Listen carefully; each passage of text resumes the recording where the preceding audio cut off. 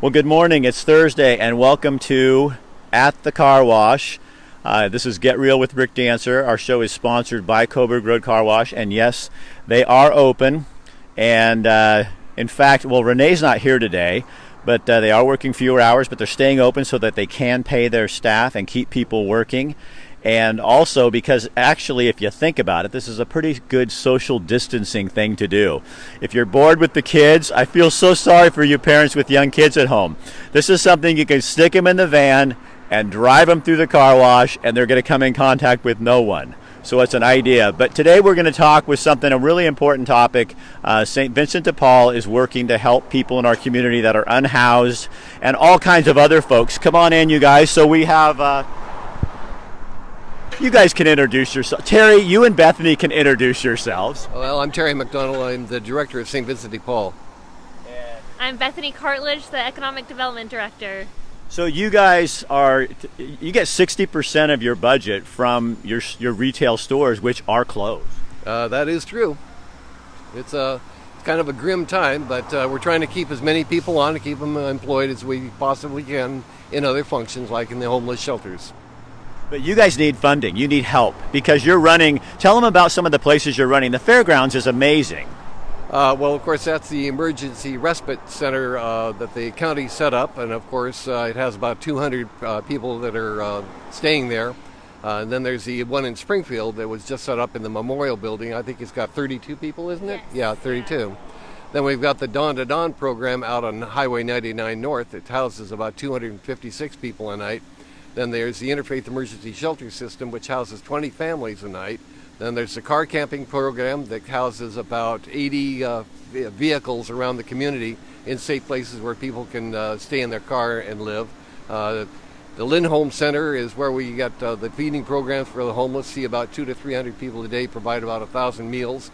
The SSVF program deals with rehousing homeless veterans. We've just rehoused this week, 30-odd people? They're working with 56 homeless veteran families right now, and they're actively preventing 10 evictions.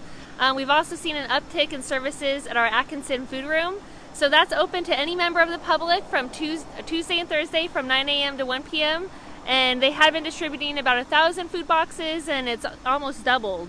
Yeah. And you guys are doing a lot for your own staff to make sure that they're as safe as possible. Oh yes, absolutely. So even prior to this, we have a full-time safety officer, and now we've given him more support. He's created a manual that we've distributed to all of our staff. We're making sure that our staff has gear. And actually on that topic, our First Place Family Center director has asked that anyone in the public who has bleach, toilet paper, or N95 masks for the direct service staff, he would welcome those donations. He said he has enough of the homemade cloth masks, but if anyone has the N95 mask for his direct service workers, he would... Now, how do they get those to you? First Place Family Center is still open 7 days a week. Their operating hours are now from 10 a.m. to 3 p.m.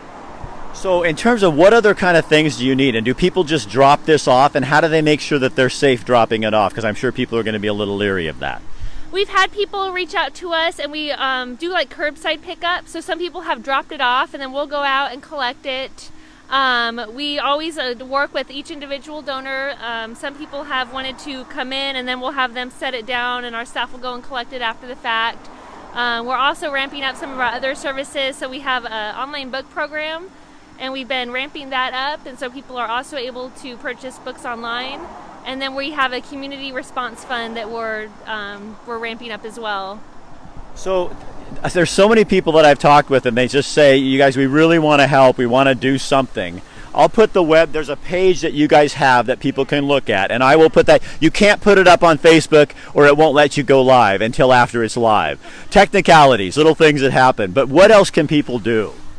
Well, obviously, we're looking for financial support, obviously. It's a time when, of course, we're really short on funds to do all of this activity, so we still have to buy a lot of stuff that goes into the shelters.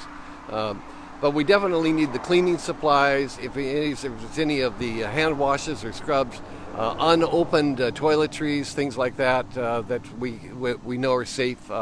Anything that was, prepackaged and can be dropped off that would be useful per person, from sanitary items to, as Bethany says, toilet paper. Imagine running shelters where you've got almost 1,000 people. that are living with you dawn to dawn, 24/7.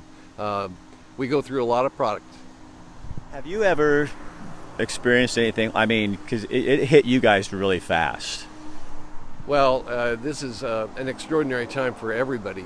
It comes on top of already a critical problem with homelessness on the West Coast, and the number of people that are losing their housing. And then, of course, this comes along, and it just is an absolute body blow. Yeah, what's really interesting about it is we have really been proud of the fact that we generate our own revenue. We don't rely on the unstable nature of grants. But now that revenue has disappeared, we're scrambling to be able to provide the same level of services that we had before. Another way that the public can help, which has been kind of a fun thing for me personally, is we're of course not advising people to volunteer at this time, but I've had a lot of people reach out and offer to volunteer remotely. So they've been doing some research for us and some other activities, so people are able to email me at bethany.cartledge@svdp.us if they are interested in doing any kind of remote volunteer work. So, I don't know how else to ask this, but are the unhoused in our community, are they safe? Are we okay? Yes, absolutely. I've actually been really impressed with the response from the city. They've worked with us, Occupy Medical, and Whitebird in order to make sure that, yes, the county has worked with all three of us to make sure that they're able to screen everyone as they come in. They wanted to make it clear that this is one of the options that they're offering. Lane County's also requested federal assistance from FEMA, and so they will be able to make funding available for non-congregant shelters, which would be hotel rooms. And so they are definitely trying to explore every option as far as how they can safely house the unhoused at this time. And the county just bought the old vet center out on River Avenue. Yeah. And the whole point on that is it has small examination rooms, and they would be taking the middle tier COVID-affected individuals to go there. So I think that the county has done an excellent job of trying to push together programs to help the unhoused, but also help the larger community health. And I'm going to shout out another client, Buck Sanitary Services, another one of our clients, and man, they have one hell of a shower system. That's quite a system they have. Bucks has been our partner for a number of years with the county, providing porta potties and whatever else. So they've really stepped up. Yeah, he said they are so busy with hand washing stations they don't have anymore, and they're really all working together to make sure that everything's fair and working fine for folks. So we appreciate that. You guys, thank you for what you do, and I'm really sorry that it kind of breaks my heart that your organization, because you've always been like a pillar in our community, like you could always kind of just depend. I think it shows the seriousness of what's happening is you could always depend on St. Vinnies, and I think we will continue to depend on you even when this is over, even more so. Well, we appreciate that, but we really depend upon the community. We can't do this without the community. There's no possible way for us to have this response without the good help of our community that we've had over the years, and now especially in this time of really critical need. So everybody just needs to stay safe. Keep distance, do the washing, and pray. All those are good. Bethany, thank you for setting all this up for me. Yeah, absolutely. Thank you very much, Rick. And one of your staff already put all the information in Bethany's in your thing. You guys are on this thing.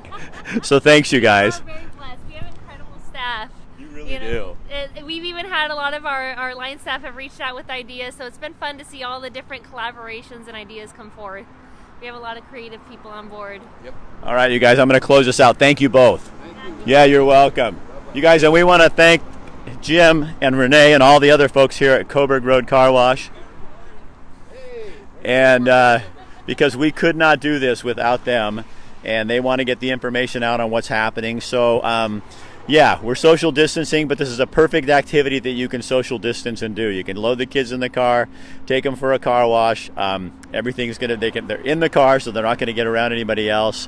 Jim's trying to keep his staff on staff. He's trying to make sure that they're able to pay their bills as well. So we got a lot of amazing businesses in this community. All right, I'm Rick Dancer. We will be back sometime to do more. And I've got a company out of Seattle that we partnered with, and we're making masks. Protect the PNW for our PNW brand. And as soon as I get them in the mail, I'll show you to them. There's kind of a nastier version too, and it's kind of the F word, the COVID-19, and I think you guys are going to love that one too. But I digress. All right, have a good day. I'm going to go run.